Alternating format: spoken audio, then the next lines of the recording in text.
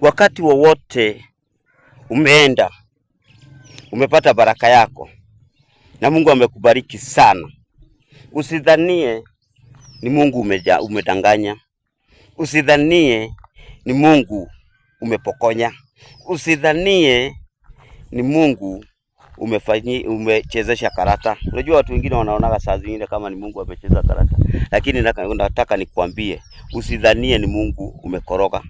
Mungu ana hekima ya kubariki hata mchawi. Usione kama umechezea Mungu ati umechezea Mungu ati sasa labda wewe ni mwerevu sana kuliko Mungu. No, wewe sio mwerevu kuliko Mungu.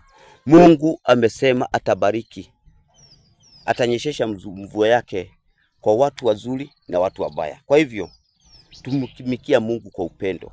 Penda Mungu, enda na njia ambazo zinafaa. Tafuta mipangilio ya Mungu katika maisha yako. Tafuta njia ambazo zinaweza kukuelekeza katika mipango ya Mungu. Tafuta mipango ambayo imekamilika ya Mungu. Achana na mipango ambayo imejificha.